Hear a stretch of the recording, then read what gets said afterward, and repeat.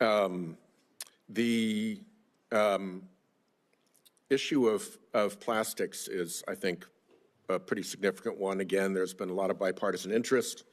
I even went up to the Oval Office during Trump 1 to have one of my bills signed by the president, and he gave a very animated riff on Asian countries polluting our beautiful oceans and how it comes ashore very often in Alaska by the ton along their beaches. So I hope this is an area we can continue to work together. And in particular, I hope that you'll sit down with me and Senator Cassidy on legislation that we are working on. Will you give us that meeting? Senator, I'll take any meeting with you that you would like to talk about this issue. And I'd like to also let you... We'll sit down with Senator Cassidy's team and have a conversation there. The other thing I wanted to flag for you is that you pretty well successfully deflected all of Senator Bennett's questions about what the immediate impact looks like in the short-term pain for the long-term gain. I just want to flag for you one issue that is very important to me. Rhode Island is a small business state, right? We don't have a whole lot of big mega corporations there who can balance things and move things around. Canada is our largest trading partner. We have companies who fill an important niche in the global supply chain, and particularly in American companies' supply chains, because they get something from Canada, or let's say China, could be, but Canada's our major trading partner, and they process that thing, and then they put it into the supply chain for the larger corporate entities. That's their business. That's all they've got. So if we're not looking out for these small businesses that are actually going to have to lock their doors and close the shutters and fire their employees and go out of business, I think you've missed a huge hole in the problem that these tariffs have created. If all you're listening to is the big mega corporations who can move things around the world and have the resources to dodge these effects, you're not getting the straight story. I think in every one of our states, there are going to be small businesses that occupy a niche in which trade is an important factor and that are going to go bust because of these tariffs. And I urge you to look out for those businesses because I don't think they're getting their voices heard at all. So, Senator, I've talked to you about this. I've talked to Senator Hassan about this and others. One thing I asked my team to do last week was to convene a meeting of I have a trade advisory council for small business. I've asked them to convene that meeting. I've connected with the Small Business Administration. They have an international trade desk there. I've talked to I have an office that also deals with small business because I do want to hear it. I think it's important that we hear it because they don't have the same voices in Washington. I will say right now, Canada and Mexico, things coming from Canada and Mexico that comply with the United States-Mexico-Canada agreement come in duty-free. They continue to do so if they follow the rules. If they don't follow the rules and are trying to put in Chinese stuff, that's going to be tariffed. But if they follow the rules, they're going to be getting the duty-free treatment they're due. Well, a small business that has gone broke is not very amenable to a meeting. They don't exist any longer. Senator Hassan. Thank you, Mr. Chair and Ranking Member. Good morning, Ambassador Greer. Thank you for being here. Before I start with a couple of additional questions about the impact of these tariffs, I want to associate myself with Senator Whitehouse's comments just now about the impact on our small businesses, particularly those who are critical parts of supply chains for some of our larger corporations in the country. As you know, Canada is our biggest trading partner too, and we are already seeing the impact of these tariffs with our small businesses, especially in our tourism industry, which is being decimated because Canadians are not coming down to New Hampshire the way they usually do. Let me ask you about a couple of other things. President Trump's tariffs have made almost everything that families buy more expensive. The president imposed a 10% national sales tax on all imports into our country and an even higher sales tax on imports from more than 50 countries, including our allies like Canada. This is the largest tax increase in over half a century, and it's going to cost the average American family $3,800 a year. Their morning cup of coffee will cost more, so will new shoes for their kids, and so will fresh fruit. So my question to you, Ambassador, is how much revenue from the president's national sales tax will be used to give tax breaks to billionaires? So, Senator, as you know, any kind of tariff revenue that comes in to the United States government, it goes to the Treasury, and Congress will decide what happens to that money. Obviously, the president wants to have a very competitive tax policy that's good for everybody. That was part of why he had such a successful economy in the first term, is he married trade action with good tax policy to have $7,000 an increase in real wages over that time. Well, That's what we're looking for. let's be really clear. The president, besides the contradictions in the way he talks about the purpose of his tariffs, the president's made very clear that he sees tariffs as a way of increasing revenue. At the same time, he's working with the majority in Congress to give additional tax breaks to the wealthiest people in the country at the expense of working people who are going to be paying more for everyday goods they absolutely have to pay, goods they were hoping were going to cost less, given the president's campaign promises. But of course, he isn't keeping to those campaign promises as prices continue to go up. Now, the president's national sales tax is increasing prices for families. It's also causing huge losses in Americans' retirement savings. Ambassador Greer, would the administration reverse course if the president's tariffs led to 10% inflation? Senator, the president is fixed in his purpose. This trade deficit and the offshoring and loss of manufacturing jobs is something that's persisted for too long, and it's dangerous. I understand your justification for the policy, even though there are some very contradictory justifications coming out of the administration. But my question that I just asked you about, that is higher inflation than we saw at the peak of the COVID economic crisis. But you aren't going to say here today that you would reverse course even if you created inflation as high as we had at the peak of the COVID economic crisis. I think the most serious inflation we saw was during the Biden administration. When we did tariffs in the first term, inflation went down. I just don't. It's not going to be a one-to-one. Inflation about how much money you're putting into the supply. Well, it's not about let's just be tariffs really on clear that the Trump administration is here today to say that even if inflation hits Americans' pocketbooks at 10% because of these tariffs, then the Trump administration is still going to go charging ahead. So, Ambassador, would the administration reverse course if the president's tariffs caused a 50% stock market crash, which would hurt Americans' retirement savings even more than they've been hurt in the last 10 days or so? Senator, the fundamentals of the economy are so strong. We had 228,000 jobs last month. We have 9,000 additional manufacturing jobs from the month before. Your answer is even if the stock market crashes 50%, which is how much the stock market crashed in the Great Recession, you're not going to say here today that you would reverse course even if you crash the stock market and harm retirement savings as drastically as happened during the Great Recession in 2007. Senator, your hypotheticals are not consistent with the history we have seen with the use of tariffs. My hypotheticals are based on the fact that a lot of Americans are looking at their 401ks today and wondering how much of a lifestyle change they are going to have, or whether they're going to be able to retire when they plan to, because of the recklessness and haphazard nature of the Trump administration's imposition of tariffs. Nothing was thought out about this. This has been a haphazard, incompetent effort, and it's showing. Thank you, Mr. Chair. Thank you. Senator Cassidy. Hi, Mr. Greer. Thank you for being here.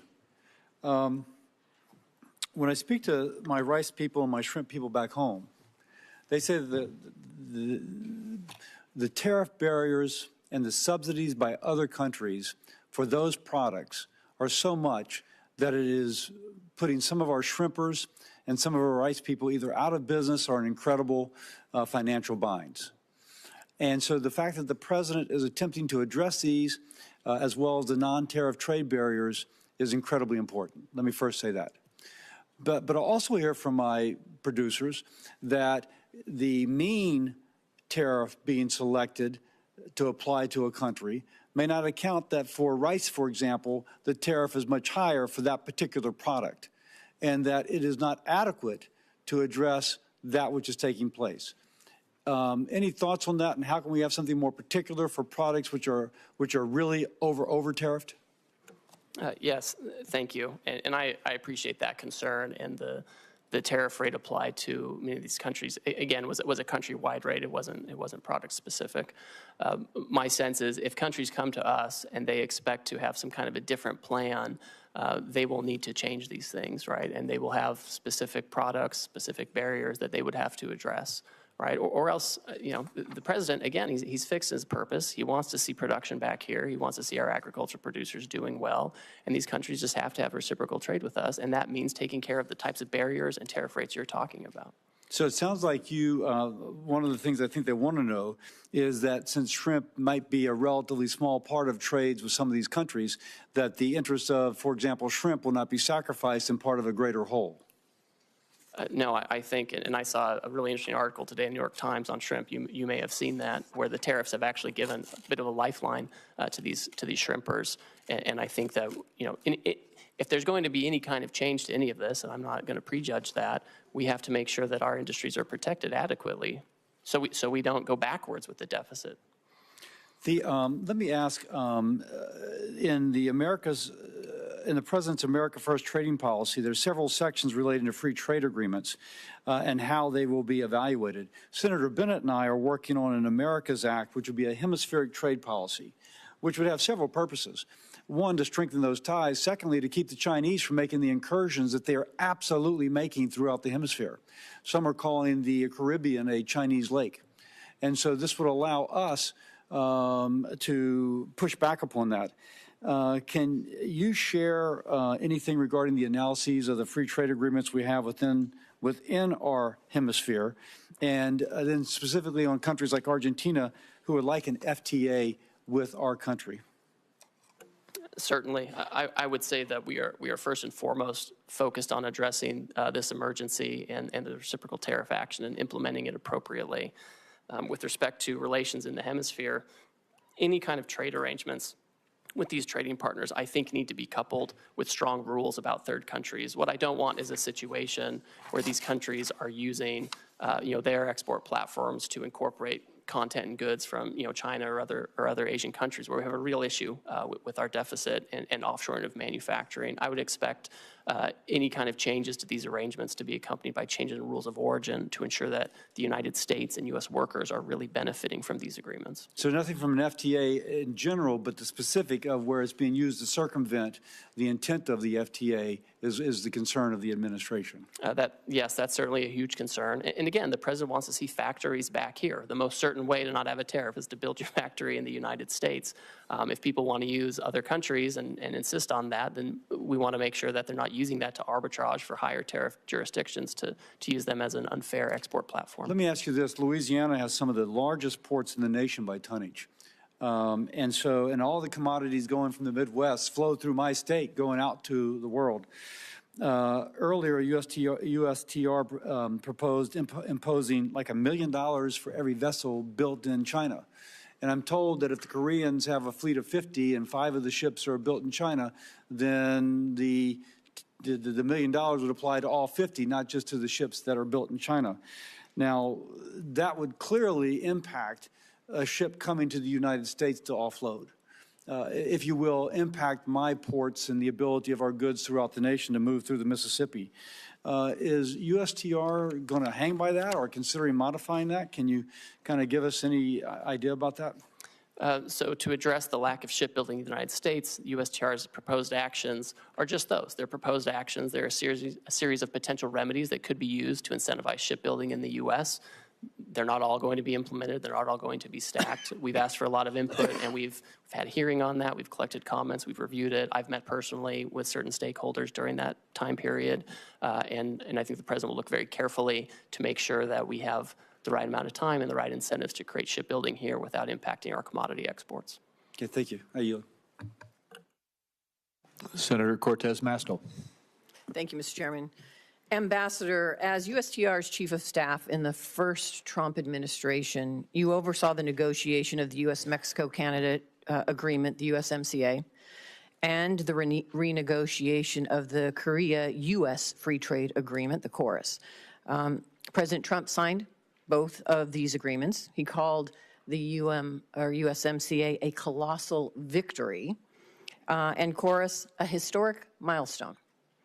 And yet, with President Trump's new blanket tariffs, he is ripping up these agreements with our allies that we negotiated with. Why would any country want to do business with us, much less negotiate a trade deal, if we don't even honor our ongoing agreements? So, Senator, we are the consumer of last resort. These countries have to sell here. They have, many of them, especially in Asia, have built their entire economies around exporting to us. They're very dependent on it, and that's part of why we have this huge trade deficit. With USMCA, those parties continue to enjoy duty-free treatment for many of the products that continue to comply with the rules that were set out 5 years ago. There's a big concern, Senator, that we did not have adequate other protections to stop the flow, particularly of like autos into the United States. But there was a process for you to renegotiate that agreement this year. We talked about that in my office. Isn't that correct? That's correct. And it wasn't to do these blanket tariffs, correct? What so we have to address is an emergency, Senator. That's true.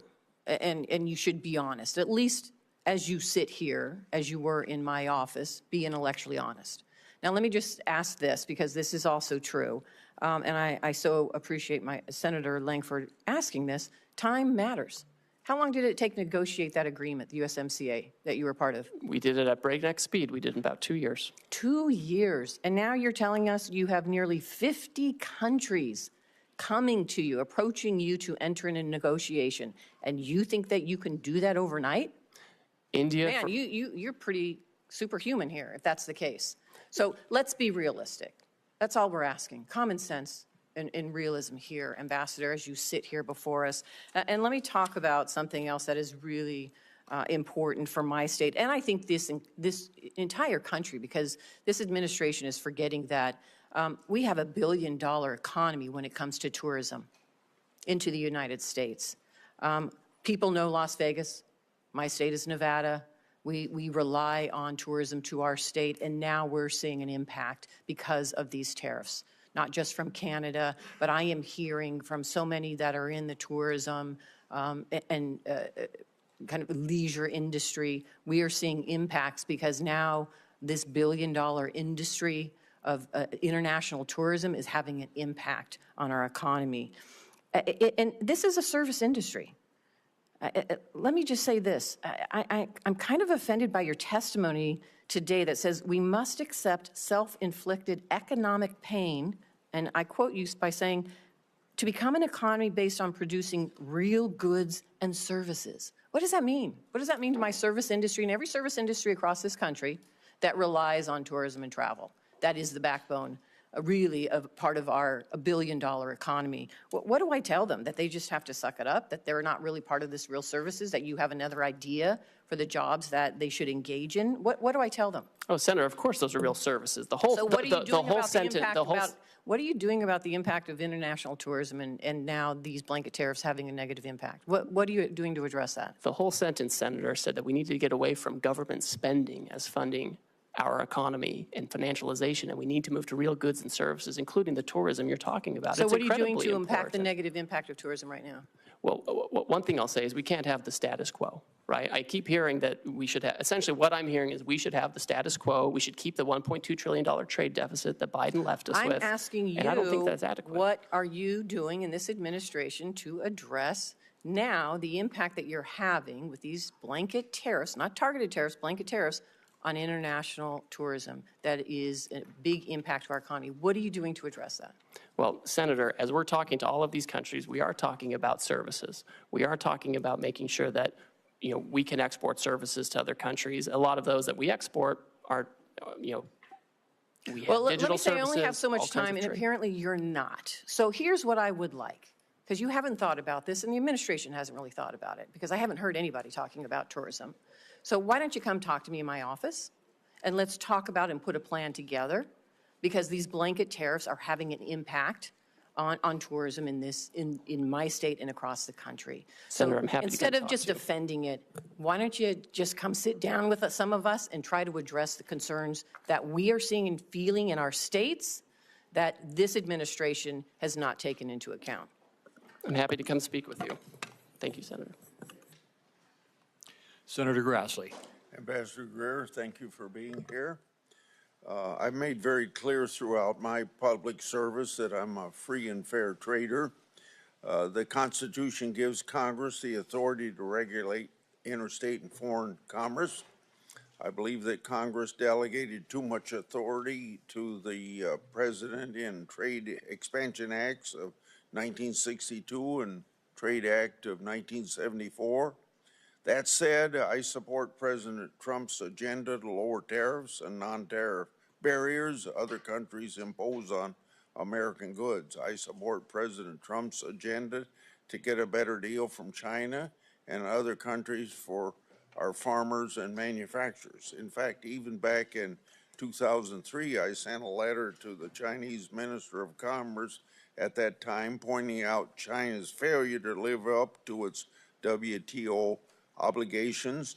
And then I went further in 2018 when I was on Senator Daines' Codell. I told top Chinese leaders I made a mistake supporting China in the WTO.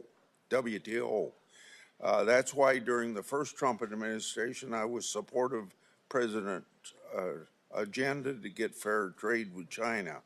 At the time, I raised alarm bells when tariffs are used. We all know agriculture is usually the first place of retaliation. In response to Chinese retaliation to tariffs, the first Trump administration set up the Market Facilitation Program for farmers, which gave direct payments to farmers affected by the tariffs. This helped farmers weather the short-term impact of trade retaliation. But as you know, farmers still overwhelmingly want to get their money from the marketplace and not from a government check.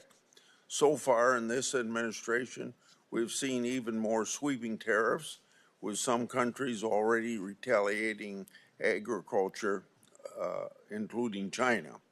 I have been very vocal in my wait and see approach to these tariffs because I believe President Trump and you, Mr. Ambassador, are using them to get fair trade for Americans with many countries. If that's not the case, level with me.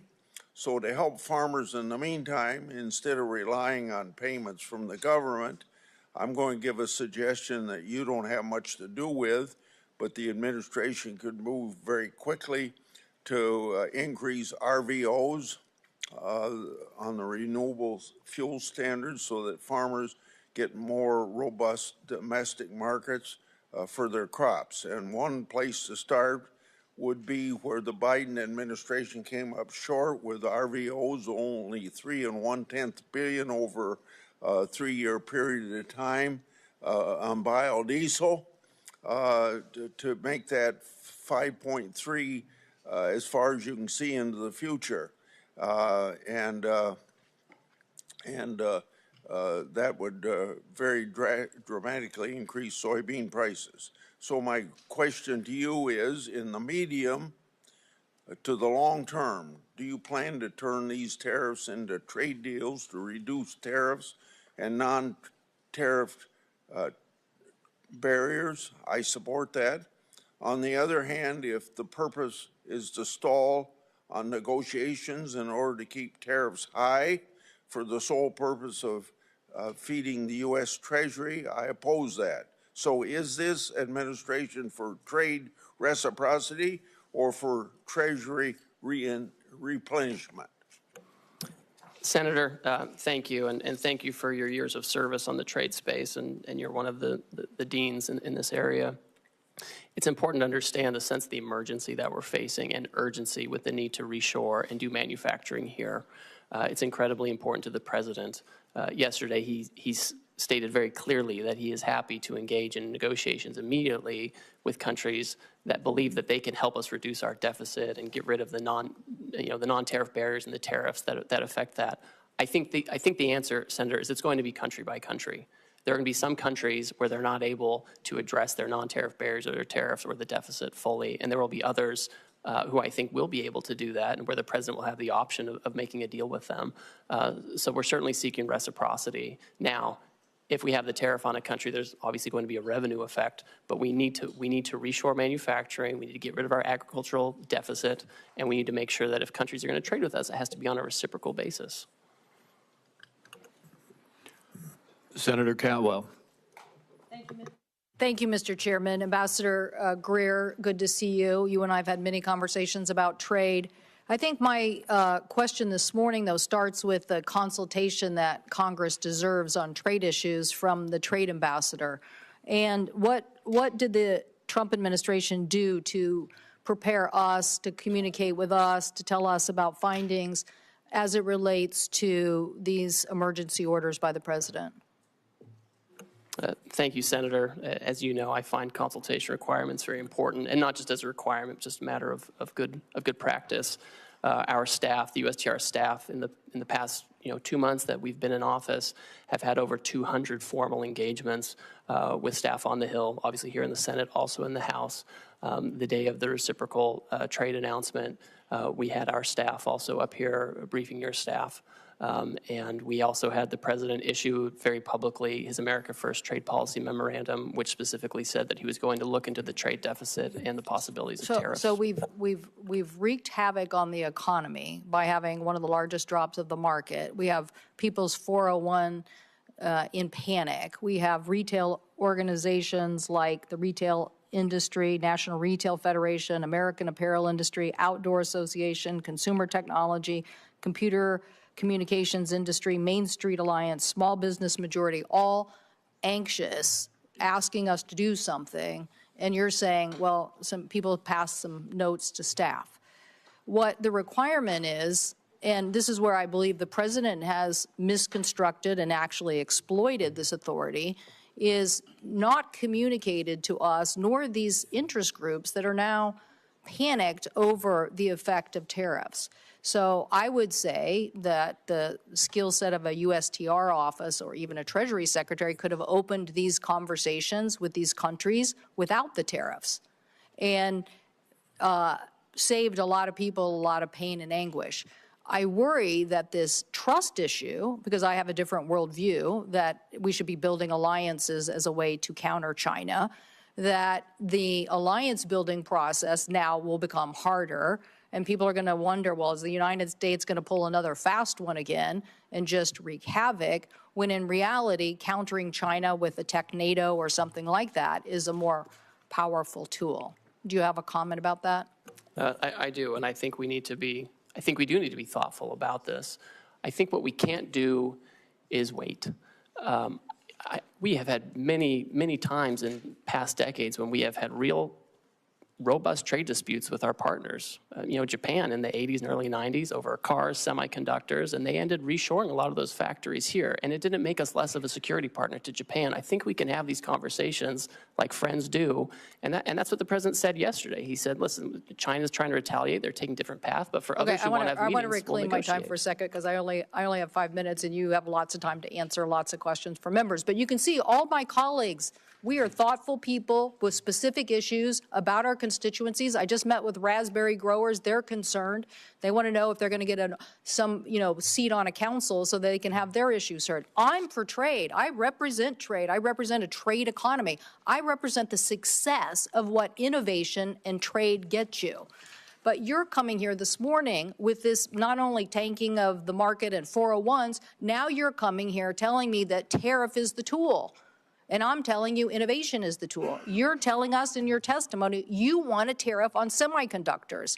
I'm saying that the last administration and this organization here passed the CHIPS and Science Act so we could reshore semiconductors here in the United States. So you're not going to win the innovation economy by tariffing semiconductors and reshoring that.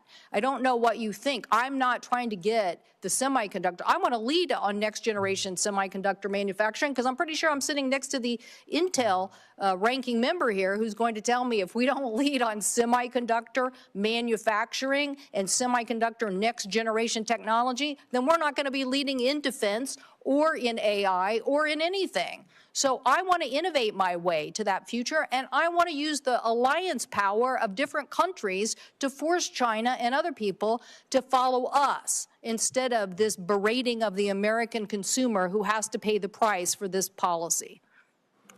Thank you, Senator, Mr. Chairman. TSMC has announced a new announcement where they're going to have more investment here in the United States so they can make those things here and have that innovation. Thank you, the people who voted for the CHIPS and Science Act in the past administration. Thank you for that. We are going to lead on innovation despite this administration. Senator Warner. Well, Ambassador Greer, it's good to see you. And let me, first of all, completely agree with Senator Cantwell. I mean, I just don't get it. You know, the fact on semiconductors, while you gave a small exemption, you didn't exempt GPUs, you didn't exempt lithography equipment, you put a huge hit on Taiwan, where we need collaboration with the TSMC. I'm baffled. I mean, you're gonna hear from me what I'm sure you're hearing from most of us, incredulous about, I think, probably the worst economic policies that I've seen in my lifetime. You know, and the data reflects that. You know, a global tariff of 10 to 50%, on almost every worldwide country. Although, I will note from my Republican colleagues, you'll be probably glad to know that Russia didn't get a tariff increase. Yeah, I believe that when all these global tariffs go into effect, I think most of them as of midnight tonight, tariff rate will be approximately 23%, highest since 1909. I believe that'll translate into the largest tax increase since 1968. We've seen the numbers of about $4,000 per family cost. Since Inauguration Day, more than $11 trillion has vanished from the market, and I will acknowledge that we got a little blip today, but I just talked to one of the senior folks in Wall Street, and he described today's market as a good day in hospice. I wouldn't use his name because, you know, there are no good days in hospice, but that's kind of how I feel. And again, I know you guys are supposed to know more than all of Wall Street, but you know, when every firm says, you know, we're going to see increased chance of recession, you know, and I've met you, Ambassador Greer, you know, I think you're a smart guy, but I don't think just because this is the way Donald Trump wants the world to be for the last 40 years that he can simply will it into happening. In my state, the Port of Virginia accounts for $124 billion in trade. That amounts to about 500,000 jobs. Those are all up for grabs now. We got 800,000 small businesses in Virginia. These tariffs are going to wallop them. I had last week a guy in from a local brewery in Alexandria. The owner's name is Bill. He's got a triple whammy. He gets his Pilsner from Canada. He gets his bottle caps from Mexico. He gets his kegs from Germany. So already, even in advance of these all kicking in at midnight tonight, he's laid off 10% of his staff. Even if the president flips on all this, he's not bringing folks back. I mean, candidly, I had another guy in from who makes bourbon and sells a lot to Canada. He thinks it'll be a cold day in hell before the Canadians start buying American bourbon again, simply because our trust relationship has been broken. So I guess the first question I want to give, I'm trying to figure out what would be a question that maybe folks haven't asked. Let me ask you on this one. Australia is one of our strongest allies. We have the AUKUS relationship, which is key to their national security. It's key to our industrial base, so we can continue to build subs. Terribly important. Interesting thing with Australia is we have a free trade agreement with Australia. We don't have tariffs. We even have one of the few industrial countries, we have a trade surplus with Australia. So Ambassador Greer, can you explain to me how it helps America's national security or our trading balance when we have, and I loved your fancy Greek formula, which was basically bad math on steroids formula, how with the trade surplus, with this strong relationship, Australia got hit with a 10% tariff as well? Senator, Australia has the lowest rate available under the new program. They ban imports of American beef. Ambassador, excuse me. There is a trade, we already have a free trade agreement. We have a trade surplus. So getting the least bad, why did they get whacked in the first place? We're addressing the $1.2 trillion deficit, the largest in human history that President Biden left us with. We should be running up the score in Australia. Ambassador Greer, answer the question on Australia. We have a trade surplus with Australia. We have a free trade agreement. Why? They are an incredibly important national security partner. Why were they whacked with a tariff? Senator, despite the agreement, they ban our beef, they ban our pork, they're getting ready to impose measures on our digital companies. With your Greek letter formula, the fact that we have a trade surplus. We have a global tariff on everyone. We're trying to address the $1.2 trillion deficit that Biden left us with. I think that answer, sir, you're a much smarter person than that answer. The idea that we are going to whack friend and foe alike, and particularly friends, with this level is both, I think, insulting the Australians, undermines our national security, and frankly makes us not a good partner going forward. The lack of trust from friends and allies based upon this ridiculous policy that goes into full effect at midnight tonight is extraordinary. I'll go back to what the market believers believe today is happening. A good day in hospice. I'm afraid if we keep these tariffs in effect, we're looking like an economy that will be in hospice. Thank you, Mr. Chairman. Senator Daines. Mr. Chairman, thank you. Ambassador Greer, welcome to Capitol Hill. I share the President's determination to end these unfair trade practices, whether they are tariffs or non-tariff barriers. I hope we can avoid an all-out trade war. A trade war will mean higher prices for the American consumer, because I think we could do a little thought exercise at the moment. Who pays these high tariffs? In the short, medium term, it will be the consumer. It will be the consumer. And so I'm worried about the inflationary effect. I'm worried if there is a trade war, that we're going to have markets shutting down for American farmers, ranchers, and manufacturers. I'll give you an example of that here in a moment. But I'm encouraged because the President's announcement has gotten the attention of a lot of countries. I was encouraged to see Kevin Hassett this morning talking about negotiations occurring, looking at President Trump's latest posts on Truth Social, the fact that we've got Koreans now coming to the United States, literally dispatched to engage with us to lower these barriers, tariff and non-tariff, the Japanese, and some 70 countries now that want to come and work and address the issues of the barriers for American companies, American producers doing businesses in their countries, with 95% of the world's consumers outside the United States. Critically important. So this is very encouraging. I think that's in part why we're seeing the rebound today in the equity markets, because there's hope that these tariffs are a means and not solely an end. And if that's the case, I think we're on a really good path with this kind of tough position we're taking to actually solve some of these problems in barriers in trade that have been lingering for decades. And President Trump is taking bold leadership to address it, and I'm hoping for a good outcome.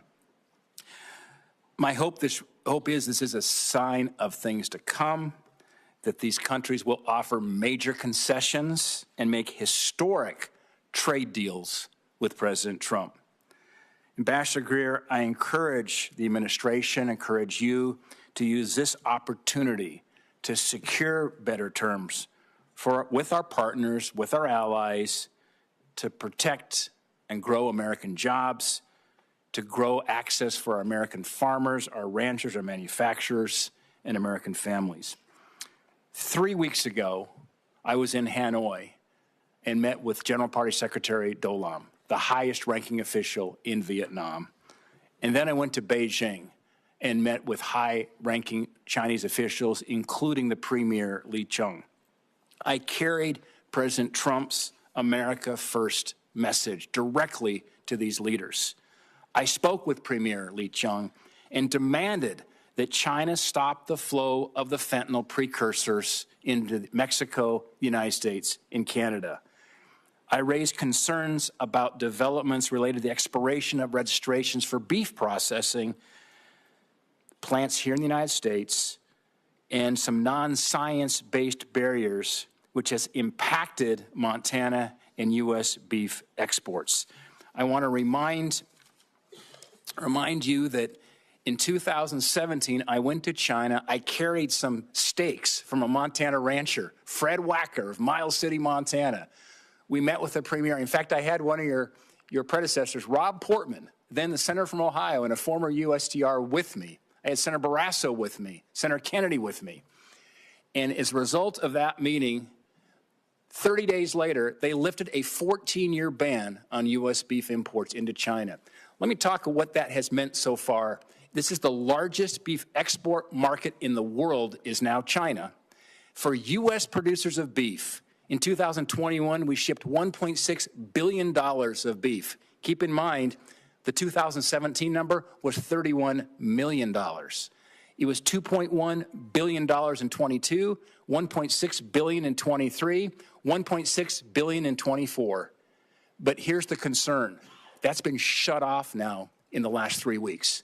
March exports of beef to China, U.S. beef, declined 92%.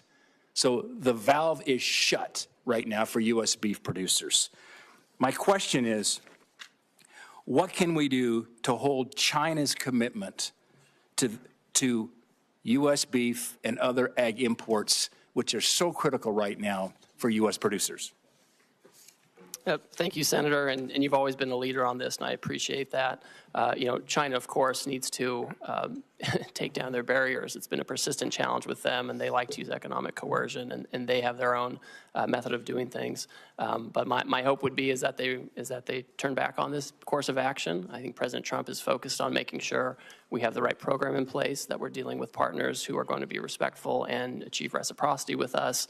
And I think a lot of this is going to be up to the Chinese on how forward-leaning they want to be on having fair trade with us. I'm very sensitive to this issue in particular, and I want to make sure we open up beef markets other places too, so we don't have to be dependent on just one market. Yeah, well, Ambassador Greer, I'm encouraged by the negotiations that are going on as we speak with Japan, with Korea, with some 70 countries who want to now reduce their tariff and non-tariff barriers. This could be absolutely a monumental moment in trade for the United States, and Godspeed.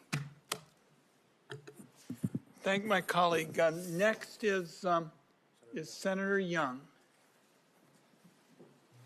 Good to have you here, Ambassador Greer. And let me just begin by commending you. You've been very accessible as we've tried to get some clarity on exactly trade policy and where we're headed and how we expect counterparties to move and all the rest. You returned my phone call immediately, and your team's been in touch with mine. So just that speaks very well of you and the Trump administration, because this is creating some anxiety. This current tariff posture among some of my constituents. On balance, I would say most of my constituents are supportive, and they recognize that some turbulence might be required in order to end up in a better spot and reset trade relations. I think one of the things I'm hearing from constituents back home is that trade retaliation doesn't fall on everyone evenly. It has a different impact on a New York tech firm than it might have on a Hoosier soybean farmer, and I hope that's something that's being factored into your analysis as you think about how foreign countermeasures could impact the American economy generally, and then in terms of particular sectors and parts of the country. So unpacking those trade-offs for the American people, I think is going to be very important moving forward. In Indiana, rural communities and export-driven manufacturers oftentimes feel the consequences, and they feel the consequences first. So, Ambassador Greer, is USTR actively mapping out which sectors and regions are going to bear the brunt of certain retaliatory measures and thinking about contingency plans? So, Senator, thank you for your concern. And I know this is something that we all watch. I watch it very closely. The president watches it. Whenever there's any kind of announcement of proposed retaliation, we look at it very closely. We look at the tariff lines. We look at what might get hit. The good news so far is that most countries have said they're not going to retaliate on this and that they would like to seek to talk to us first, find out more about the program, what they can do to meet our goals, which, as you know, we're dealing with an emergency in terms of manufacturing and our trade deficit. And so that is what most countries have chosen to do.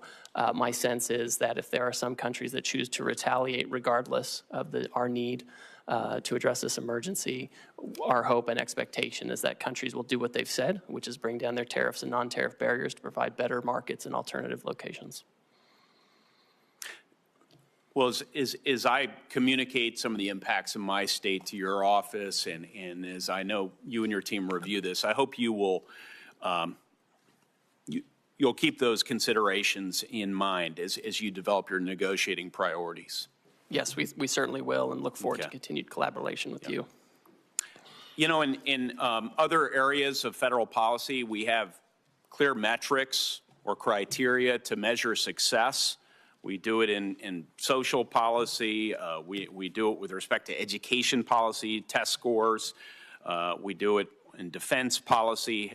We try and measure readiness and through various metrics. But in trade policy, especially tariffs, we seem to lack a clear set of metrics and a feedback loop.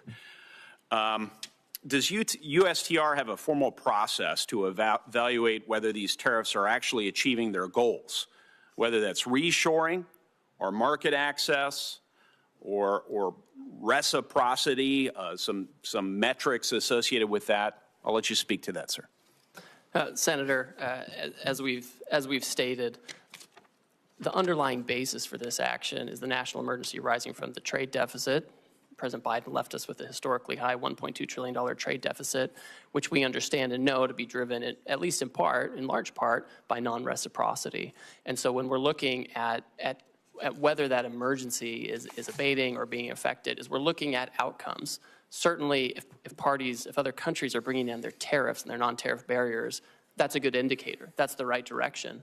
We also want to make sure that the trade deficit is going in the right direction. And that means two things. It means we have better access and we can export more to these other markets, but it also means that they're not using us as a dumping ground for their overproduction or their subsidized products. And so it goes both ways. And so it's a country-by-country analysis. We're looking at it case by case. They come in and talk to us on a country-specific basis where we can articulate to them what their trade barriers are, right? I've got this big book with all the trade barriers, what their non-reciprocal tariff rates are, and what we expect in terms of fair trade.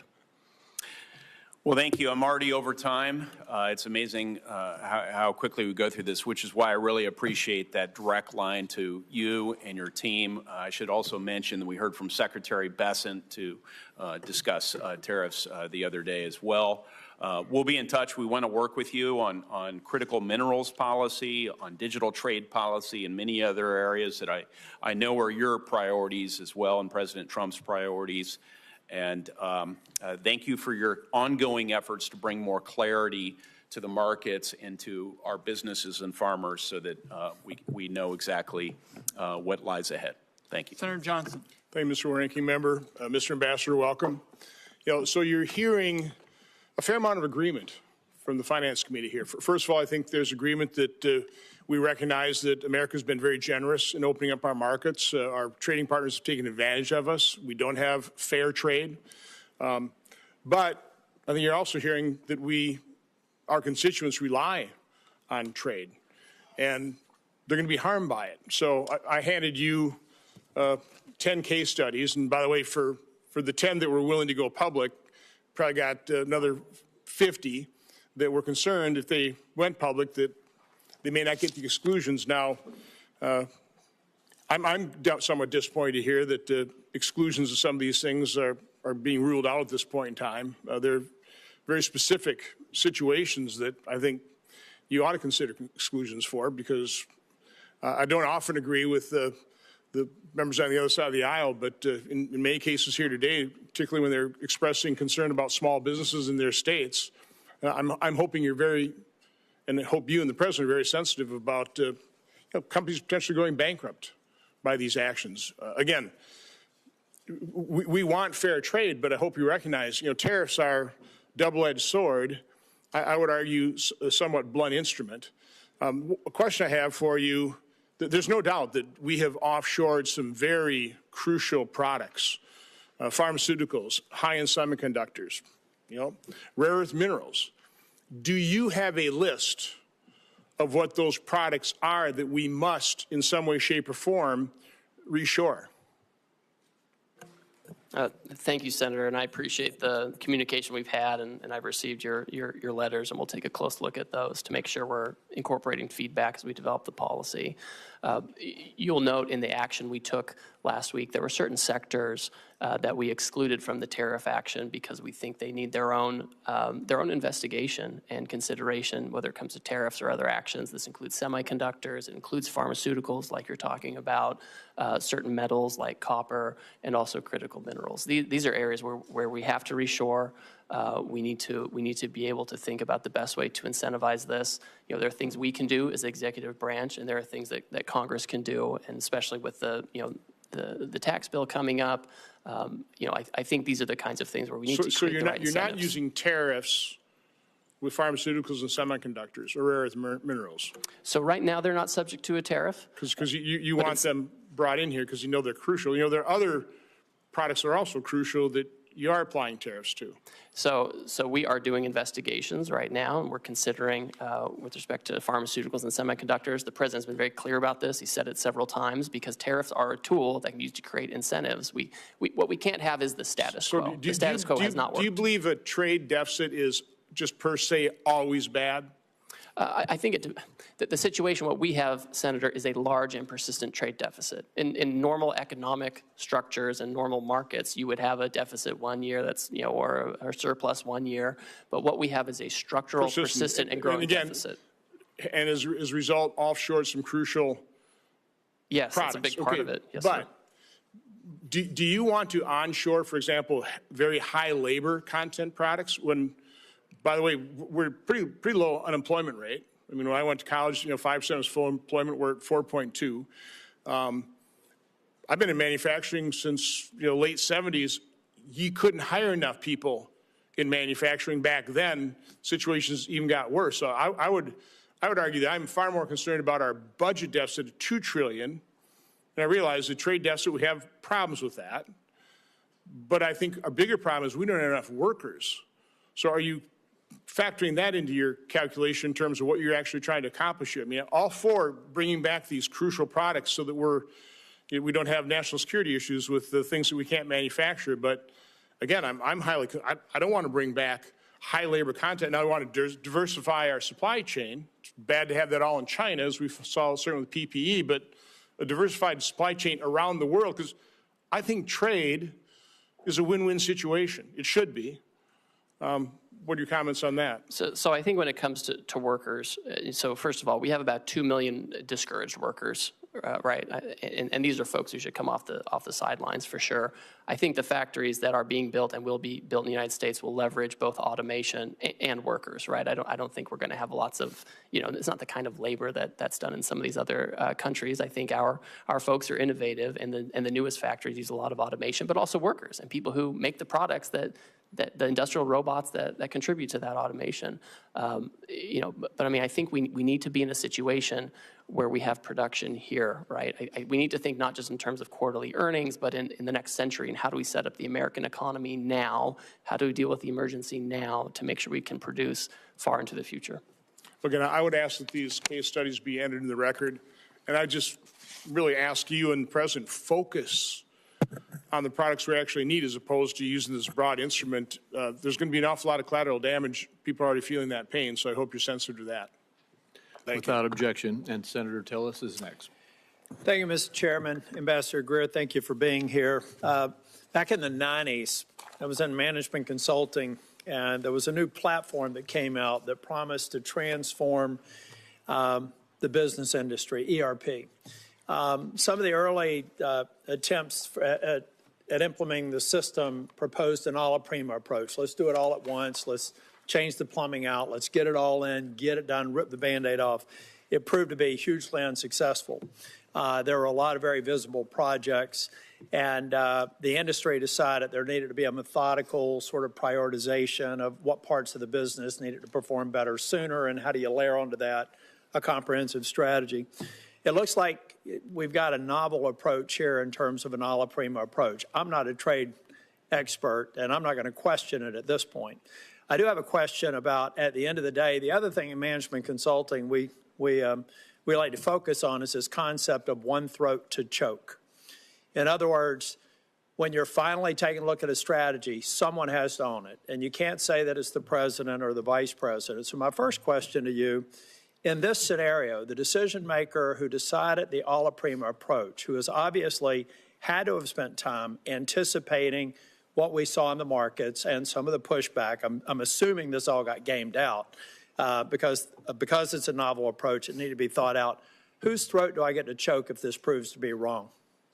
Well, Senator, you can certainly always talk to me, but are you at the tip of the spear? Well, I'm at the tip of the spear certainly. Did you propose the alla prima approach? So first of all, I would push back, Senator, just a little bit on this. For now, we've excluded pharmaceuticals and semiconductors to take a different kind of approach. So let's get and we've excluded USMCA. Section 232 and 301, we know particularly Section 232 is still on aluminum. Section 301 is Chinese imports, where there's no other provider. I overheard you say that maybe, or I thought I heard you say in response to another question, that for the near term there won't be any exclusions. Is that true of China, where they have said the U.S. is unilaterally bullying and completely groundless and they're going to fight to the end?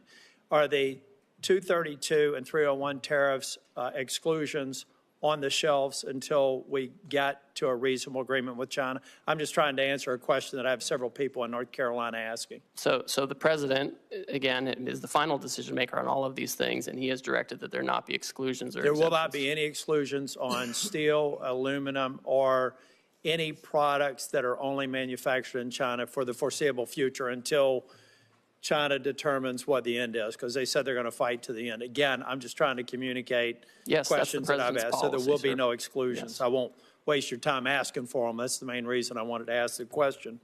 So again, I'm just trying to get my head around the logic of an alla prima approach, and I'm waiting to be, I'm waiting to see it be successful. But it just seems like we've decided to begin a trade war on all fronts, and that's okay if the person who thought this through has an answer for why you go after partners that we have a very long storied relationship with. Maybe we give some developing countries a break because we're trying to actually get their economies functioning, make them look to the West versus to Chinese investment. So it just seems like, I'm getting my head around the alla prima approach. I'm not condemning it because I'm not a trade expert, but I still, at some point, and I understand that you are the trade rep, so if you own this decision, then I'll look to you to figure out if we're going to be successful. If you don't own the decision, I'm just trying to figure out whose throat I get to choke if it's wrong, and who I put up on a platform and thank them for the novel approach that was successful if they're right. But here's what I'm really worried. I'm not going to ask any more questions. I'm just going to tell you, every time we talk about people having patience, we need to understand that the Founding Fathers made damn sure that that patience was never more than about 14 months, really. Everything that we need to do to know what the political environment is going to be about next year, it's going to be done by February of next year.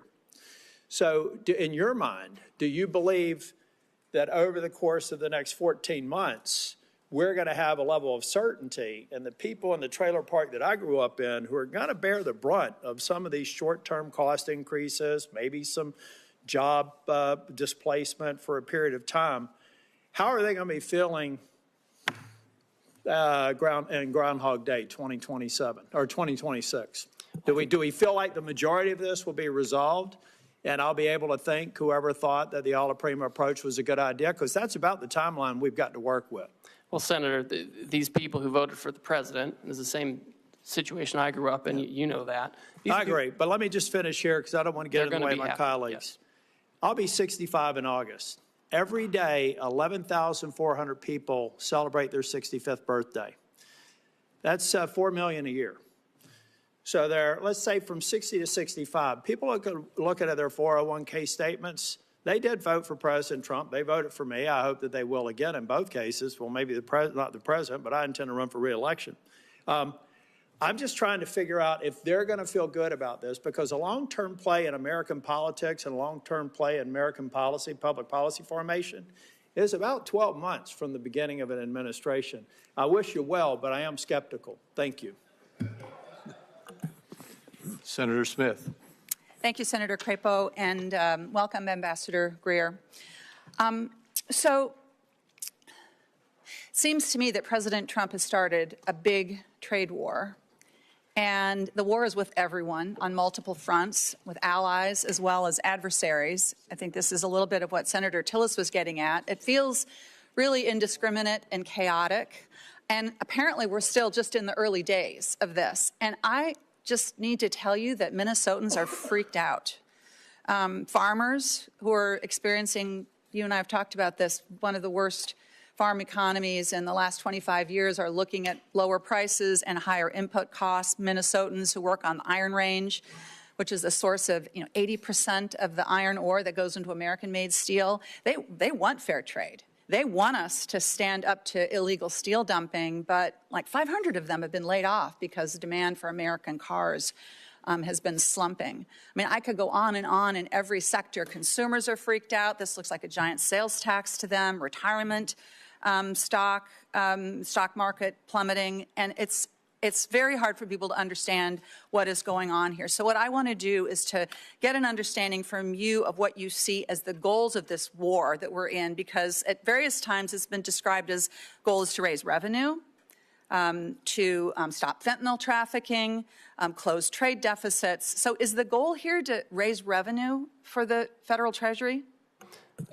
Senator, this is not a trade war. We have, most countries have said they're not going to retaliate. We have an underlying emergency. The goal of this, of the trade deficit, where President Biden left us with a $1.2 trillion trade deficit, and the goal is to address that, and the offshoring that led to that, and the non-reciprocal treatment that led to that. That's the goal. Certainly there's a tariff revenue effect. If the countries do not do this, then they will be subject to the tariff, and we'll have a tariff on foreign goods instead of American-made goods. So, okay, so if the goal is to close trade deficits, then that would mean that the tariffs are a negotiating tool here.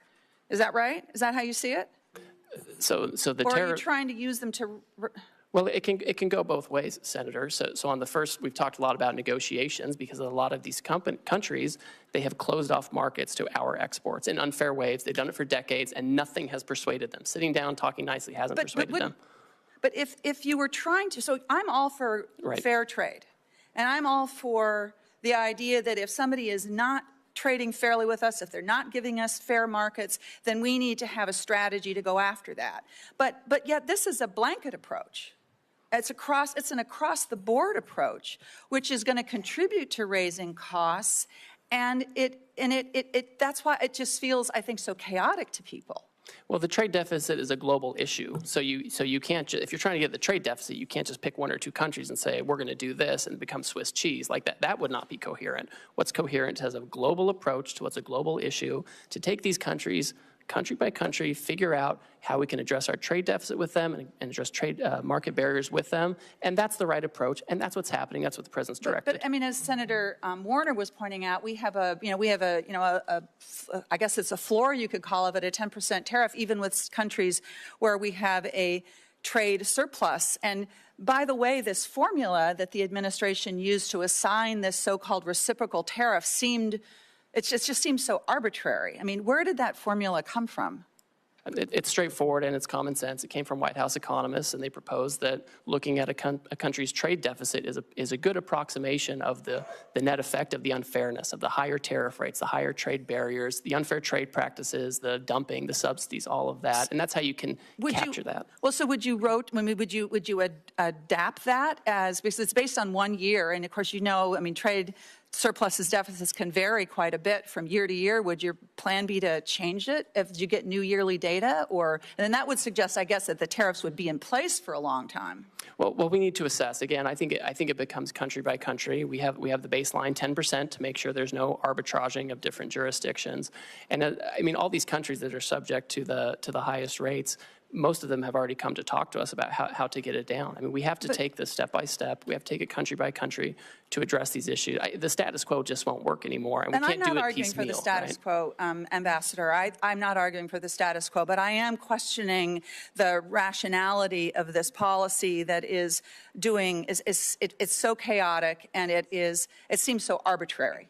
Again, it seems so internally inconsistent because, for example, if your goal is to onshore manufacturing, something that I think many of us on this side of the dais believe strongly that we need to be making things in this country again, but then that would suggest that these tariffs need to be in place for a very long time because what capital wants is consistency and stability and predictability. Yet at the same time, the administration seems to be arguing that we would be, waiving some of these tariffs if we could somehow magically negotiate, 50 new trade agreements with 50 different countries. I know my time is up here. I wanted to ask you a question about trade adjustment assistance, which I will follow up as a question for the record. Again, I think that my constituents are freaking out here, and I understand why. Thank you. Senator Lujan. Thank you, Mr. Chairman. Thanks for holding this hearing. Now, Mr. Greer, it's been less than a week since President Trump started this, what I'll describe as a reckless tariff war. It certainly feels that way. Families are seeing higher costs. Businesses across the country are hurting, and we've seen one of the worst drops in the stock market in over 35 years. Do you believe that there's currently higher costs a week after the president put these tariffs into place? Senator, we haven't yet seen how those costs are going to be allocated between the foreign producers and their importers here. We haven't seen the data on that yet. Do you believe businesses are hurting a week after President Trump put these tariffs into place? I've heard from a lot of businesses. Some of them are excited about the prospects. Some are concerned because they're import dependent instead of U.S. product dependent. So I know there are varying views on this. Let me ask this question, because this one's based completely on fact, on something I think you look at every day. You probably have some of these numbers in your phone that I'm guessing might be in your pocket. Have we seen one of the worst drops in the stock market in over 35 years? We've certainly seen volatility. Have we seen one of the worst drops in the stock market in over 35 years? I think, and Senator Warner talked about this. We'll move on. If you don't want. Well, I know everyone's concerned about Wall Street, and I'm just concerned about Main Street and getting these jobs back, Okay, let's talk about Main Street, Mr. Greer. Last time you were here, I asked if President Trump's trade war would hurt New Mexico businesses and families. You dodged my question. You told me, quote, I can't guarantee economic outcomes. When I pressed you, you told me that you want me to, quote, you asked me to, quote, hear from me on what the impacts of these tariffs are. Well, Mr. Greer, I'm here to tell you today New Mexicans are hurting. I understand why you would not guarantee that New Mexicans wouldn't be hurt, because you probably knew what I thought then that we now see today, that this is hurting people back home. Now, I want to ask you the same question again. Yes or no, will President Trump's tariffs harm New Mexican businesses and families? Senator, I just don't think they will. Right now, you have duty-free trade with Canada and Mexico, where they comply with the rules, where they have U.S., Mexican, and American content. I mean, this is designed, and I would hope that being a border state, this is something that you find valuable, and that's what we're trying to do. We're trying to incentivize production in the United States. We want North America to be competitive, and this is. We can't have the status quo. We have to have a situation where we have manufacturing here, where we have foreign market access for our producers, and we want New Mexico families and companies and communities to prosper. Mr. Greer, do you agree with President Trump that families are going to have to feel a little pain? I'm not going to speak for the president. I didn't ask for you to speak for him. I know none of you have the courage to stand up to him. What I'm asking you, Mr. Greer, is do you agree with what the president said about these tariffs, in that people are going to have to feel a little pain? That's my question. If we have companies that feel pain because they're adjusting their supply chains, have more American product made by American workers, that's an adjustment we have to make to prepare for the future. We can't keep doing the same thing we always did. And if companies are having trouble adjusting their supply chains, which I'm very sensitive to, this is something that we have to deal. We can't do nothing for 4 years like we saw under Biden, where there was just nothing going on trade. Let me We ask have the to question act. a little differently. Yes or no? Do you agree with President Trump when he said families are going to have to feel a little pain? Of course, I agree with the president. Thank you very but I much. expect that the Look, jobs we see for Mr. Greer, manufacturing is I going to found far I'm short outweigh on time, anything. sir. So Yes, look, sir. economists are predicting that Trump's trade war is going to cost American families about $4,000 per year. I disagree with your assessment now and agreeing with Donald Trump that families should feel pain. When I asked you about the economic impact to families back home, you said, no, they're going to do great. Things are going to be wonderful. New Mexico should be appreciative of all these things. I guess pain is the kind of relief that you believe that families should be going through. I mean, it is what it is. As I've been saying to my colleagues here, I understand the outcome of this last election. Donald Trump is now the president of the United States. He won the election. My Republican colleagues in the Senate won the election. They control the votes in this chamber. They control the votes in the House. That's why we're seeing these budget resolutions. All I'm saying is own up to what you want to do. You want to do it. Just be honest with the American people about what's going on. I appreciate the time today, Mr. Chairman. I yield back. The same economists who are crying out now were the ones who said we were going to crash the economy, and Trump won. We put tariffs on China, and real median household income went up for Americans by $7,000. Inflation went down, unemployment went down. So we have history showing that we know how to use this. We know how to Mr. use Chairman, these tools. since Mr. Greer went on, I will just follow up again. Then help explain the pain that people are feeling today with your assessment of what Donald Trump said, that families should feel some pain. That's all okay with you all? Senator, we're not going to be in a situation where we keep allowing Wall Street to run the economy. And as we're making that transition, companies You know what, Mr. Greer, will need to go adjust. spend sir. a little time at the grocery store talking to some of my constituents back home. I'll take you around. We'll walk around. We're not going to give anyone a heads up. You just go do it. And let's see what the regular folks back home are doing, including the people that come and talk to me that say they voted for this president. This is not what they stand up for. Farmers and ranchers are getting the short end of the stick from USDA, where these grants are being cut, and they say, oh, no, it's because we don't want to give people food. Baloney. You're cutting the lifeline for these farmers and ranchers as well, in addition to what's happening with these inputs with tariffs. Look, you all are a lot smarter than I. I'm just a regular person back home. I'm one of them. Senator Warnock. That's the difference between you and I, sir. Senator Warnock. Thank you very much, Brother Chair. Since President Trump announced his tariffs last week, the stock market has dropped more than 10%. We've talked about that. I'm more concerned about the impact on ordinary people. This for me is a regressive tax. It's a tax on families who are already dealing with increasing costs and are trying to figure out how to make their lives work. I heard you say, Mr. Greer, that you don't think this is that we're in a trade war, and I respect your expertise on trade, but tomorrow the Trump administration will implement its reciprocal tariffs, which means businesses and families have had less than 1 week to plan for the largest tax increase in more than 50 years. So we are escalating, and so we can go back and forth about whether we think it's a trade war. I'm focused on how this is impacting families.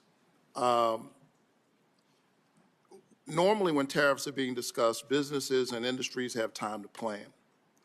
And the government often provides an orderly and clear process for American companies to apply for exclusions from tariffs when it's not possible for them to sell a product without importing parts or all of it because no one manufactures it here. We all know uncertainty is the worst thing for business. I'm hearing this from farmers. I'm hearing it from folks in the manufacturing sector. So I hope we can provide some certainty.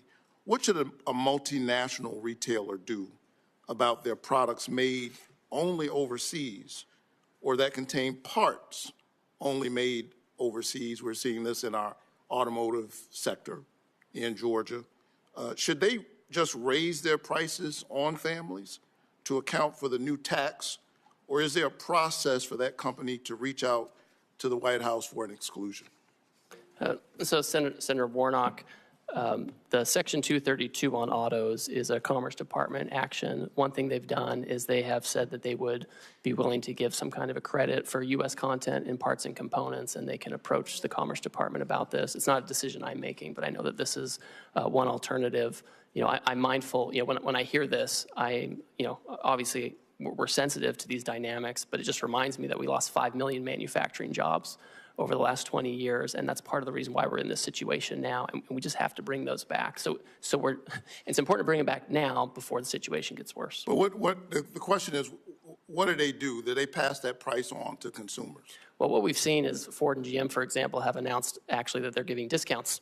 That was the big news last week. Last Thursday, they'd be giving discounts going forward. These companies often are going to figure out how they allocate costs among themselves, and it rarely gets down to the consumer in one-for-one basis. So the company might figure it out, I think, well, they can approach the Commerce Department to talk about the credits. Let me go smaller. Last week, my office met with Angela Hawkins. She's the founder of Bamboo, a small business in Atlanta that sells bamboo-based sleepwear and sheets, particularly for people with severe and sensitive skin allergies like her husband. Angela's products are made overseas because you can't really find bamboo fabric made in the United States. What should Angela do? Pay the new tax, raise her prices, and risk losing customers? Or is there a process for her to apply for an exclusion from the Trump White House? So, Senator, the president has said that in connection with this action, he's not going to have exclusions or exemptions beyond what's in the program already for certain products. So she'll just have to figure it out. She'll have to work with her business partners and find about sourcing, and she'll have to either raise prices and risk customers. Basically, is the answer, right? Because she can't get bamboo here. It will depend on the tariff rate. Every country has a different rate, and some are much lower than others, and so they're she might even go out of business. Let's go even smaller. Early estimates show that President Trump's tariffs will increase the cost of goods by $3,800 for an average American household. Many critical baby goods like cribs and baby gates are produced abroad or made or have foreign-made components. I went through this not long ago as a parent of young children. For an expecting family in Augusta, Georgia, who may now see a 50% price increase for that stroller or car seat, what is the process for that family to apply for a White House exclusion? I guess if the business owner can't get one, they can't get one either, correct? So there's not an exclusion process. That's right. So they would just bear the costs. Well, I think the studies you're talking about, the economists, they got it wrong in Trump 1. They said there's going to be inflation because of tariffs, and it went down. So when I hear them now saying the same thing, I just don't trust what they're saying. And that's, you know, the fact of history shows that it's not a one-to-one. The highest inflation we ever saw was under Biden for housing and education and healthcare and all of these things. And it was, and I don't know where everybody was then when that was skyrocketing by 20%. What if their child is potassium deficient and now bananas are more expensive? Last I checked, we don't have the climate to grow bananas in the United States. Who should that family reach out to the White House for an exclusion for that price hike on those bananas? Well, again, as we've discussed, there's not an exclusion process. I think we've waited too long with the status quo. I know people want the status quo. They want the trading system that Wall Street likes, but we can't have it anymore. So here you and I agree. Nobody wants the status quo. This economy is not working for working families, for ordinary people. And I would submit that what the President did last week in such a reckless and sudden way is adding even more pressure on these families. Thank you so much. Senator Warren. Thank you, Mr. Chairman. Donald Trump is single-handedly driving this economy off a cliff. With no evidence to back him up, he's claimed emergency authorities to slap new tariffs on nearly every product we import from nearly every country. But Congress has the power to reverse these tariffs, and we should do so immediately. Tariffs can be a tool to help build things in America, but Trump has slapped tariffs on, then off again with no rhyme or reason, and the uncertainty about the long-term rules makes companies far less likely to invest in manufacturing or jobs here in the United States. If Congress doesn't stand up to Trump, economists predict a recession before the end of the year. And Fed Chair Jerome Powell says we're in a real danger of, quote, both higher unemployment and higher inflation. Translation, Trump's tariffs will push millions of workers out of jobs and push prices up at the same time. So, Ambassador Greer, we've heard a lot of conflicting statements about whether these tariffs are here to stay, how many more rounds of on-off we're going to do. So let me ask the question from a different perspective. Ambassador Greer, we lost 700,000 jobs each month in the last recession. If 700,000 Americans lose their jobs, will the Trump administration suspend these tariffs? Senator, I think the economists who are making these projections, who often are in favor of fully unfettered free trade, are the same ones who said in the first Trump term that putting tariffs. Greer, I Ambassador something that's Greer, going to happen, let me just Senator. stop you there. I'm not asking about projections. I'm asking if the numbers show that 700,000 people have lost their jobs because of these new tariffs that Trump has slapped on. Will the administration reverse course Senator, and lift those tariffs? Senator, that's not going to happen. We've lost 5 million manufacturing jobs over the years, which is the number I'm most worried about, and we have to get those jobs So back. I take that as a no. Let me try another one. Moody's says that if the Trump tariffs remain in place, we will definitely plunge into a recession, which will ultimately cost 3.5 million Americans their jobs. So, Ambassador Greer, if Trump's tariffs push 3.5 million people out of work, will the Trump administration reverse course and lift those tariffs? Senator, the Wall Street analysts are wrong. They never want to have any kind of I'm not change to the asking if status they're quo. right or But that's who wrong. you're quoting to me, I'm giving Senator. you a number. If the number is 3.5 million, if it never comes to pass, you don't have to worry about your answer.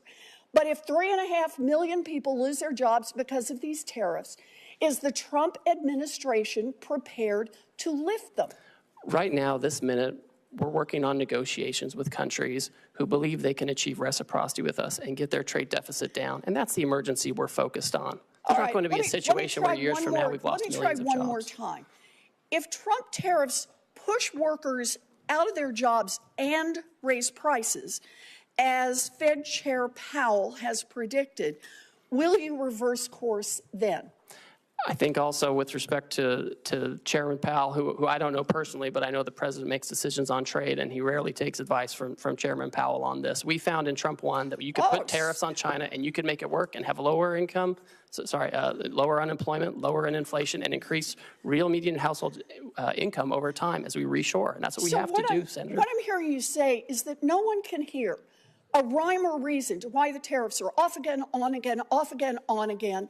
But what you're telling us is the fact that hundreds of thousands, even millions of people could lose their jobs and that prices could go up will not be a factor for you or for Donald Trump for rolling those tariffs back. Look, if Republicans are serious about protecting American jobs and fighting inflation, then they can join Democrats right now to pass a resolution to fix Trump's reckless tariffs. This economy is teetering on the edge of collapse. We have the power right here in the Senate and over in the House of Representatives to take this authority away from Donald Trump. We can get this voted on. Senator Wyden and I have already are about to introduce the bill to do that. And if Republicans are serious about not playing the red light, green light with tariffs, but instead about protecting our economy, our families, our jobs, and keeping prices low, then Republicans should join us on that. Thank you, Mr. Chairman. Senator Welch. Thank you. You know, there's a place for tariffs on China. Targeted tariffs make some sense. What is being rolled out and the way this is being done is so destructive and so reckless and so irresponsible that it's creating nothing but economic chaos, uncertainty, and suffering for a lot of people. These are really disastrous for Vermont. I just want to go through this question of how do these roll out? You did not set, as our trade representative, the tariff rates on all of these countries that were on display when the president announced them, right? Senator, the president made a decision on how he wanted to have the tariff set, and the economic cabinet advised him on that. Right, but you did not set like the 50% rate on Lesotho. I personally didn't, no. Yeah, can you explain how that makes any sense? So the way that the methodology works is the emergency we're talking about is premised on the trade deficit, which we think is well, I'm trying to explain the methodology, Senator, if you want to hear it. This has got to get concrete, because this has real impacts on everyday people. So the rhetoric about what the goals are when the rollout is so in conflict with achieving anything other than economic downturn, how did the 50% rate on Lesotho be decided? So when you have White House economists who assess the trade deficit. But you had no role in it? Well, I certainly had a role in it. Everyone was advising the president on how to do this. Tell me why I came up with 50% for Lesotho. Well, I'd like to tell you, Senator. So when you look at a country's trade deficit, we believe that captures some of the unfairnesses, and you have to have a uniform methodology. You can't be arbitrary or capricious. I'm going to keep going, because Lesotho does diamonds, and, you know. I'm happy to talk more to you about the methodology. There is, I mean, my sense is there is no methodology. I asked ChatGPT, and basically they came up with some formula. Well, that's not true. Well, here's how it looks. Donald Trump just got fed up and said, what the heck, we'll just go with this formula that makes no sense. Number two, the issue of these tariffs. Now, the phone is ringing off the hook at the White House from countries wanting to get a break, right? They want to talk about how to have reciprocal trade with us and how to get that deficit down. That's right. So here's the structural issue that is really alarming to me, and I hope to all of us. We are using these tariffs, or the president is using these tariffs, from going from an economy that's based on competition to one that's based on access. You know, in a competitive economy, your product, your service determines the outcome and how well you do. In an access economy, it's who's got Donald Trump's number, who's got your number, who's got Lutnick's number, and you call up and you get a break.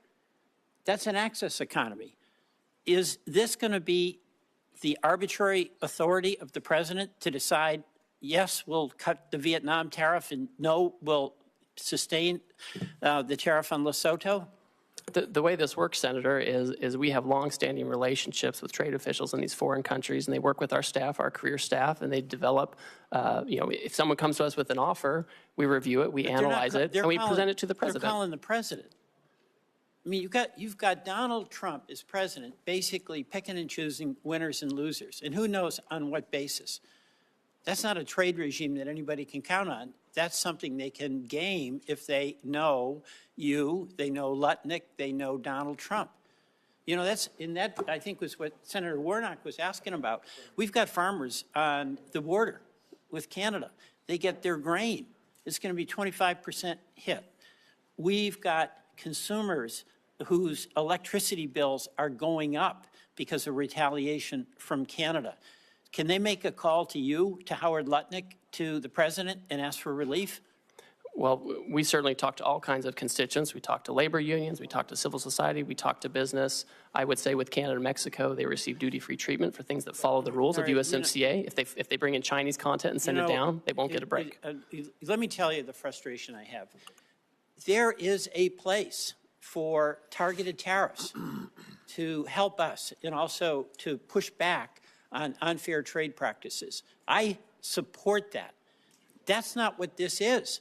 This is utter chaos, arbitrary and willful on the part of the president that is setting up a dynamic where he picks winners and losers rather than companies compete to do the best they can and have the benefit of good work and a good product. Mr. Chairman, I yield back. Thank you. Senator Barrasso. Thank you, Mr. Chairman. Appreciate you being here to answer questions. I'm concerned from Wyoming and for workers across the country. I'm worried that foreign competitors continue to use unfair trade practices against the United States, against our workers, against our producers. These practices threaten our economic security, our prosperity. We want a safe and prosperous nation. Workers in my home state and across the country are paying the price. So can you just talk a little bit about how you determine if foreign trade and economic practices constitute an emergency for our country. And I just heard our previous speaker talk about asking ChatGPT. I'm not going to do that. I'm going to ask you, how is it that we determine if foreign trade and economic practices constitute an emergency for our country? Thank you, Senator. In the first instance, when the president declares an emergency, he has to consider where there is, the conditions that may impact national and economic security. And so for him, he took a look at our trade deficit, which was the largest in human history under President Biden, 1.2 trillion. And we looked at what the effect of that was. And it includes loss of 5 million manufacturing jobs, loss of 90,000 factories, loss of competitiveness with China in advanced technology. And then we looked at what are some of the causes of the trade deficit. And certainly there's currency manipulation, there's other currency factors, but also non-reciprocity in trade, barriers overseas, whether tariffs or non-tariff barriers that keep us out, unfair trading practices like dumping and other things that push things into our market, or subsidies, or state-directed economies. And so those are the things we look at. And then when you move to the countries, obviously it's common sense to have a baseline to make sure there's no cheating and that we can get at the deficit broadly based, and then to have a higher rate for those who have who pose the biggest challenges in terms of the trade deficit and unfair practices. Thanks. Could I ask you about nuclear fuel? And, for decades, America led the world in uranium production. Today, there's virtually no commercial enrichment capacity. We're dangerously dependent on imports from other countries. Congress took a strong stand by banning Russian uranium imports. We're now seeing a troubling shift with increased uranium imports coming from China. And we think it's the uranium from Russia going to China, which they then sell to the United States. So we've simply replaced one adversary with another. This poses to me a serious threat to our national security, to our energy independence. Wyoming has the resources and the workforce to revive American uranium production. But what we know is that subsidized foreign uranium from China and from Russia threatens to undermine our domestic industry. Well, you're going to support efforts to end uranium imports from China as we continue to try to build our U.S. nuclear supply. Senator, I'm happy to talk to you about that and the best way to implement that kind of action. Great. Market access for Wyoming beef. Our ranchers are seeing what you recently did, what the president has recently done, and say it's about time. I know you heard a lot about market access today. Just specifically discuss market access for American beef. It's our #1 cash crop in Wyoming. Our ranchers produce some of the highest quality beef in the world, yet our beef faces significant barriers in key foreign markets. So I do appreciate your office's efforts to document the numerous barriers that unfairly block American beef exports. For example, Thailand imposes a 50% tariff on American beef. The European Union's numerous, quote, Green Deal restrictions limit market opportunities for our ranchers. Australia's barriers prevent the sale of a safe, high-quality American beef. They've sold $29 billion into our country. We can't sell a hamburger there. So Wyoming beef producers have felt the direct impact of these unfair trade practices, and I say it's our #1 cash crop. What steps do you see being taken now to open new markets and ensure fair access for our beef around the world where we've been blocked? So, Senator, as everyone knows, we have a lot of countries coming to talk to us right now who want to have more reciprocal trade, get their trade deficit down. And obviously part of that is making sure we have access for products like beef, making sure we're exporting products like beef. I've talked to the Australians about this issue. It's always surprising because they're a great partner for us globally. This is a big issue with them. Southeast Asia as well. These are things that are on our list when people come to talk to us. It's something we've recorded for years, and we expect countries to change this. Great. Thank you. In terms of critical minerals, we sit on vast deposits of critical minerals in Wyoming essential for our national security. Our state has significant reserves of rare earth elements. Are there some trade initiatives that you're taking right now that are going to pursue to counter China's dominance in the critical minerals world, both in terms of production as well as refinement? Yes, well, I know, for example, this is at the Commerce Department, but I know they're considering whether they need to take some kind of an action and looking in a potential Section 232 investigation of critical minerals to know, how we can get that here, how we can get processing here in our near abroad, how to make sure we're not dependent on China for those things. Thank you, Mr. Chairman. Senator Blackburn. Thank you, Mr. Chairman, and thank you for being here today. I know you have had a busy week. And we appreciate that and appreciate what the president is trying to do for the broader economy. And of course, it is encouraging to hear that we have 70 countries that are coming in to negotiate tariffs. and some of those non-tariff barriers that have existed. So we're grateful for all that work. I do want to ask you about some of the foreign governments using bogus environmental regulations to really sideline American businesses. And the EU's new deforestation regulation is a great example of this, imposing excessive reporting requirements that would shut out Tennessee pulp and paper producers from foreign markets. And also, we're seeing some of these foreign governments actually seize U.S. assets under false pretenses. And last year we had a company, Vulcan Materials, which declined to sell its Mexican port to the government. So armed forces came in and took control of that, citing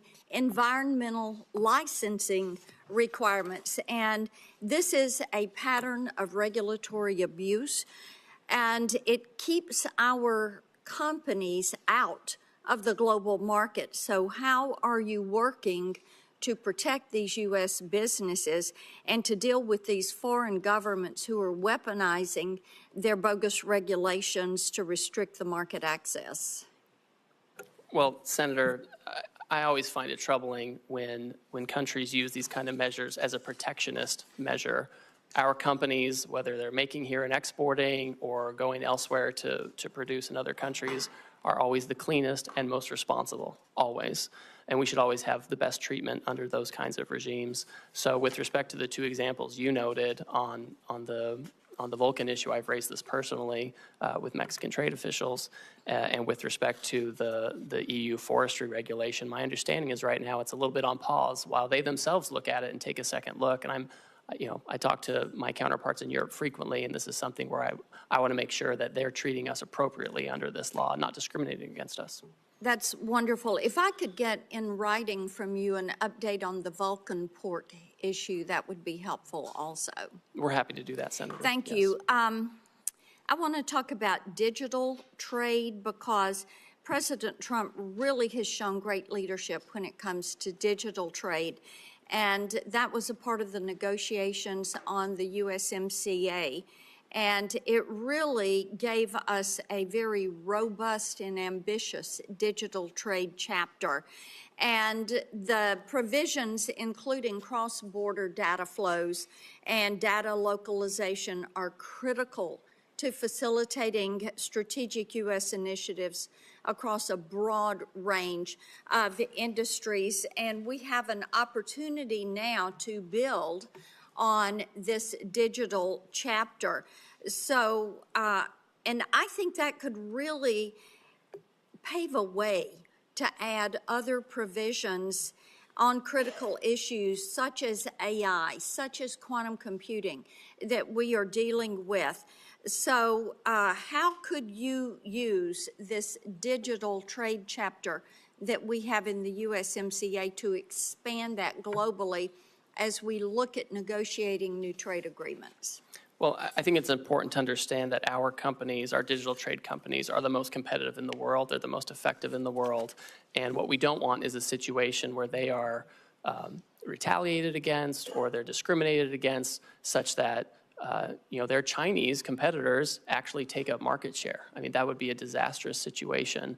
And so as countries come to us and want to talk about how to have more reciprocal trade or better trade actions, I would expect that we want to make sure that they're not discriminating against our technology companies. And we want to make sure we have a level playing field so we can have the appropriate market access that we want, and whether we do that in formal trade agreements or just in commitments from these other countries. Well, and as you know, digital trade is important to Tennessee. So we're looking forward to that. Non-tariff barriers are something that get mentioned quite a bit as we are talking to companies. I know Vietnam has several non-tariff barriers, and we've seen this in the USTR's National Trade Estimate report. And we had a record high deficit with Vietnam in 2024. And in part, that's because Chinese companies are using Vietnam to transship. So Will you work to ensure that any possible deal with Vietnam, because I know they've been first to the table to try to negotiate for a zero tariff, but we want to make certain that whatever is done includes provisions that will not allow China to reap the benefits of working with and shipping through Vietnam? I agree with you 100%, Senator, whether it's Vietnam or others. If they think they're going to have some kind of different rate, it can't be one that gives preference to a third country like China, where they can just take advantage of it or use it to circumvent what we're trying to do. I agree with you 100% on this point. Well, thank you for that. Thank you, Mr. Chairman. Thank you, Senator Sanders. Thank you, Mr. Chairman. Mr. Greer, thanks for being here, and I enjoyed our conversation in the office last month. Let me begin by saying, as I suspect you know, that I am not a great fan of unfettered free trade. I helped lead the effort when I was in the House against NAFTA and against permanent normal trade relations with China. I will never forget a visit that I made to the Macadillo area in Mexico, where I saw brand new factories and literally Mexican workers living in cardboard boxes. And the result, of course, was the loss of hundreds of thousands of jobs, good-paying jobs in this country, transferring them to Mexico where people work for horrendous wages. That is the type of trade policy which I detest. But I want to move to an area to talk about the legal basis of what President Trump has done. President Trump said, Mr. Greer, that he had no choice in terms of Canada, and I live 50 miles away from the Canadian border.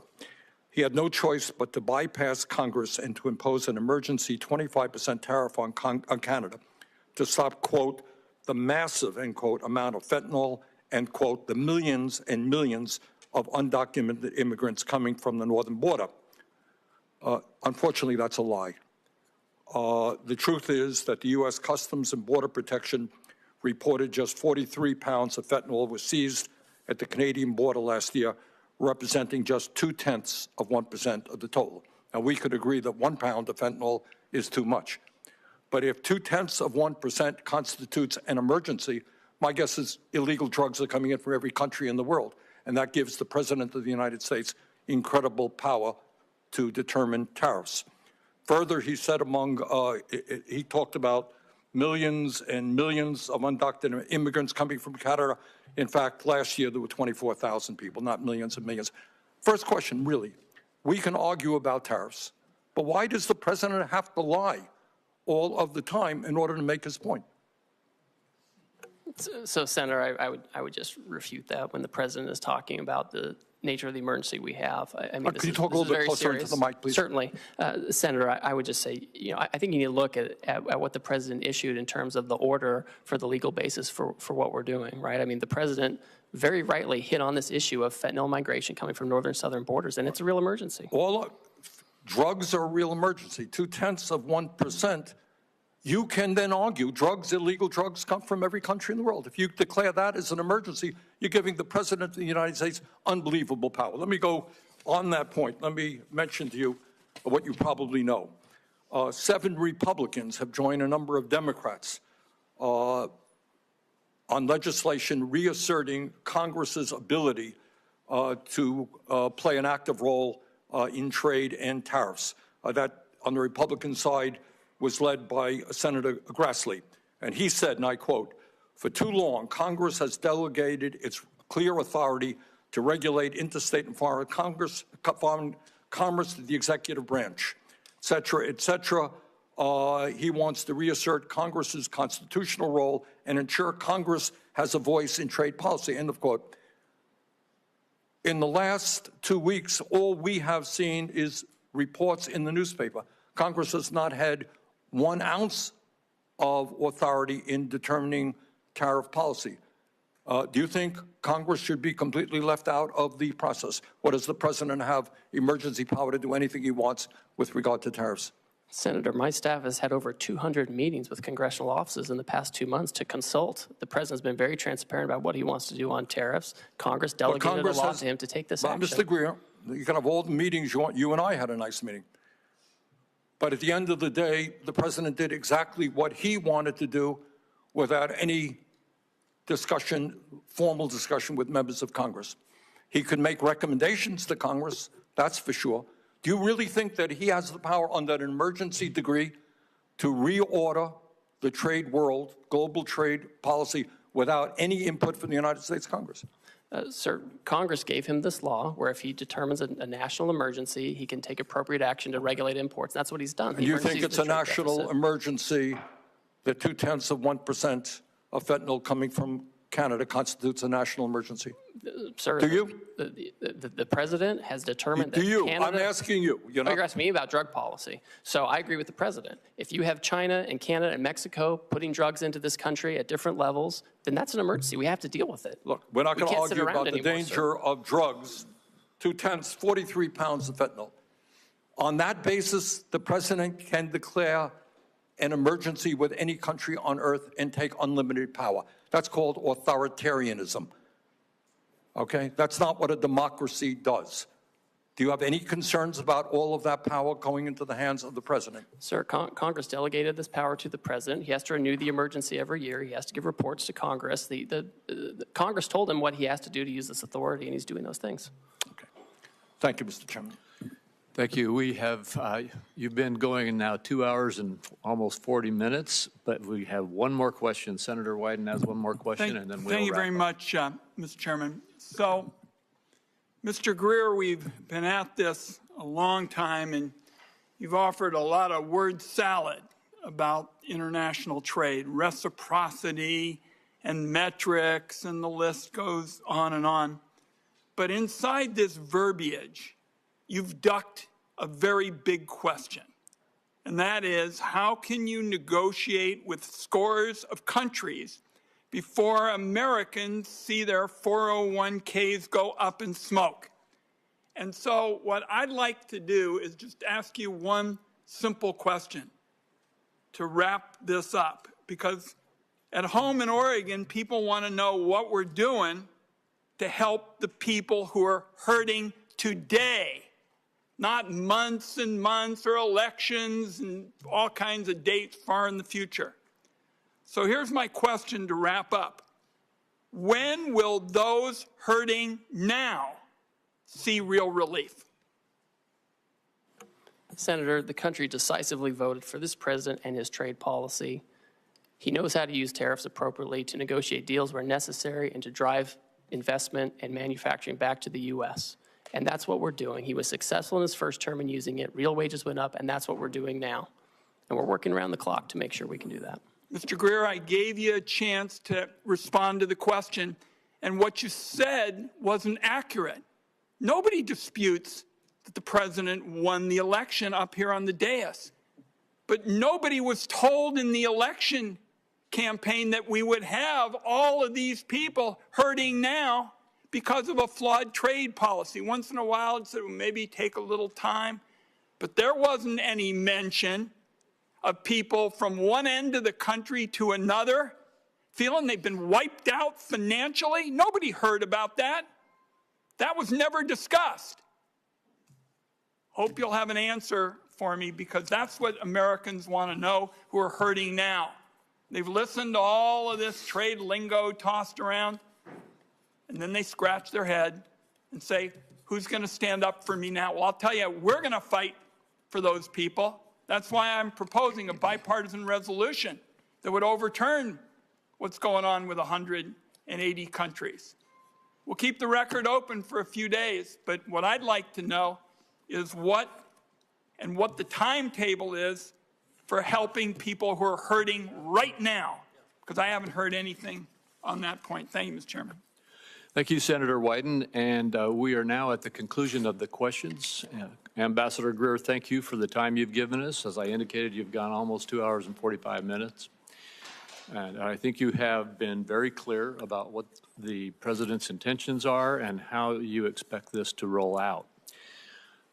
The questions for the record deadline is Tuesday, April 15th for members of the Senate.